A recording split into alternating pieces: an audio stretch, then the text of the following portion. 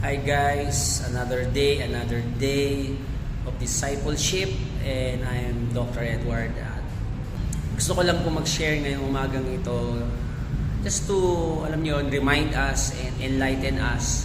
Alam ko pong napaka-busy, napaka-hectic, napaka-stressful na mga araw po natin, and alam niyo po, and sometimes dyan po natin nakukuha yung mga iba't ibang klase natin ng sakit at problema sa buhay.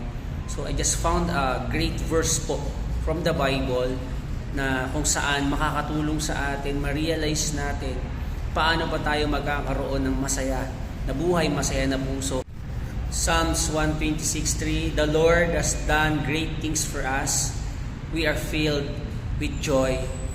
So, alam niyo po, yung frustrations natin sa buhay ay nanggagaling minsan dahil we are not happy or contented dun sa gawa ng ibang tao, sa resulta na ginagawa ng ibang tao sa buhay natin. For example, yung partner mo, di ba? Hindi ka natutuwa sa buhay ninyo ngayon kasi yun lang yung nakayanan niya.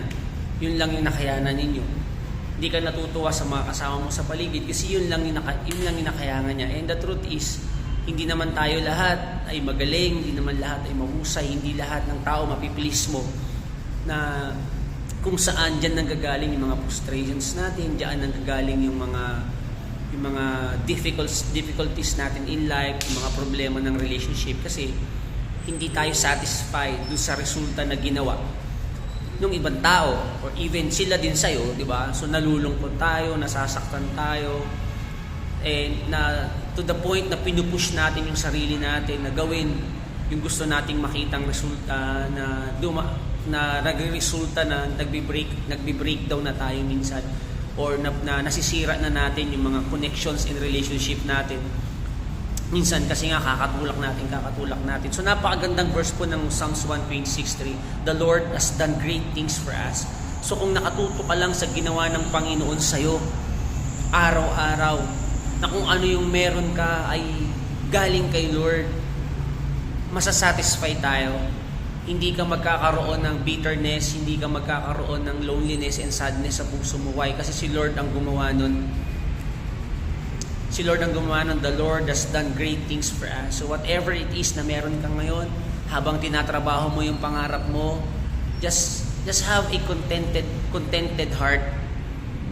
Yung contentment sa buhay po natin, dahil knowing na yung meron ka ay galing kay Lord, malaking tulong po yun para magkaroon tayo ng pusong nagagalak sa araw-araw po na meron tayo. So again, the Lord has done great things. Isi-save po tayo nitong verse na ito, nitong kaalaman na to, na maganda ang ginagawa ng Panginoon sa buhay natin, sa pagkakaroon ng karamdaman, ng pagkalayo natin sa mga taong nasa paligid natin dahil nga ayaw natin sa kanila, dahil ayaw natin ng mga resultang pinagagawa nila.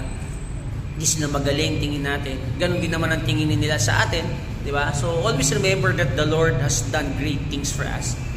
So we are filled with joy. So mapupuno ka ng joy sa puso mo kung alam mong yung mga bagay na meron ka ay ginawa at nilikha ng Panginoon para sa iyo. So God bless po, another day, another discipleship day para po sa atin. So ang totoong disipulo merong pusong, alam mo yun, mapagpasalamat. God bless po.